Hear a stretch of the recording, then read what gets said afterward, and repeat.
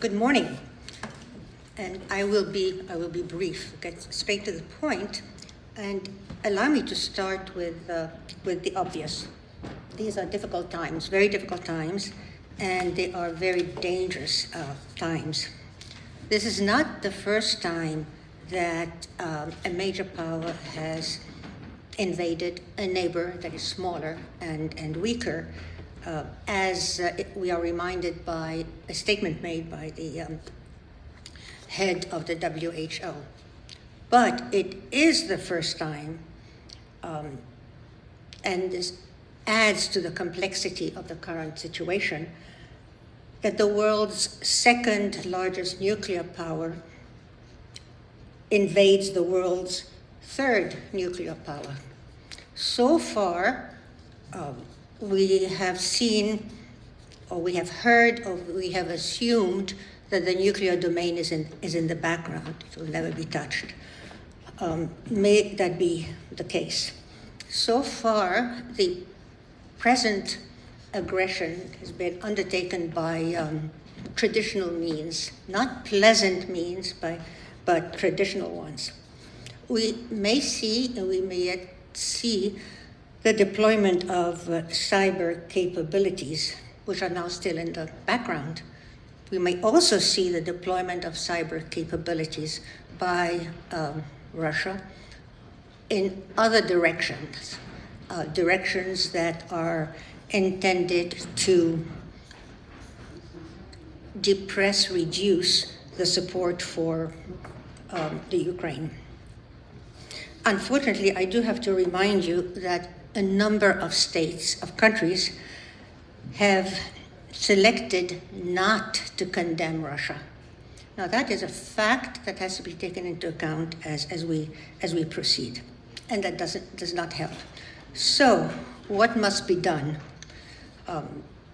What are some essentials? Some essentials have already been mentioned, and I will just highlight a couple of them. They are all in one of your papers that have been circulated.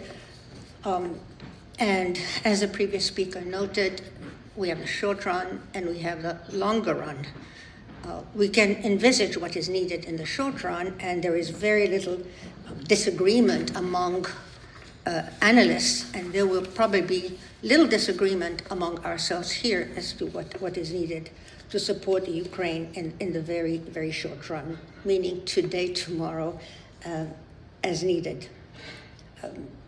We know that humanitarian assistance is essential. In fact, we keep repeating that.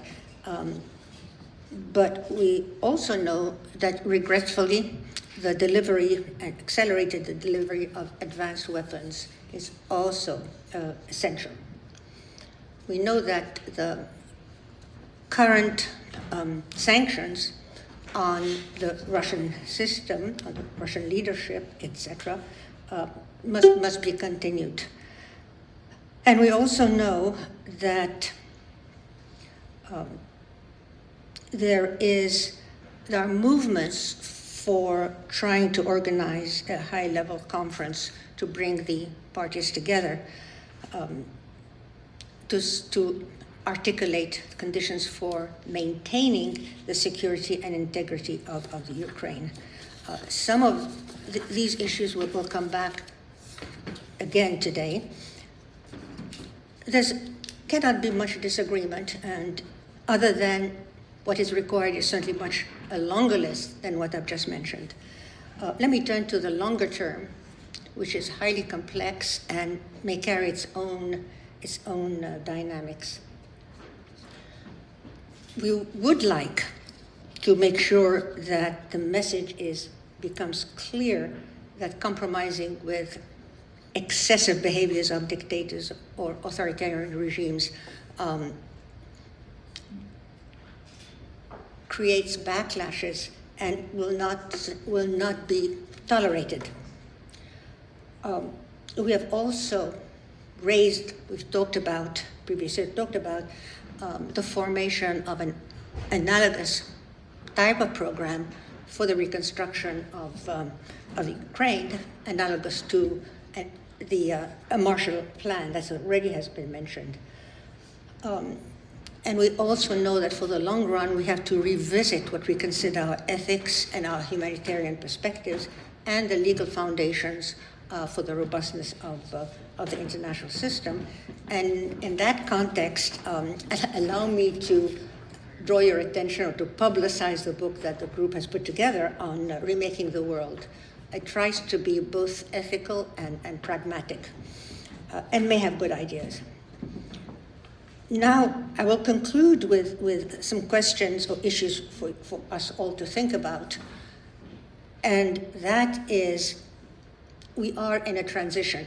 We are unfortunately in a transition, and we don't see clearly what the paths might be. We have a bifurcated world, which makes a Cold War look really very pleasant in comparison with what we have now. There is some talk about encouraging the formation of mechanisms for a more robust alliance to support an easy transition, but as far as I can tell, so far they're really just concepts and words. But what is very important is the evidence we have that Sweden and Finland may actually make an effort to apply for membership in NATO. Now, in the broader context, this is quite an extraordinary set of moves were it to happen.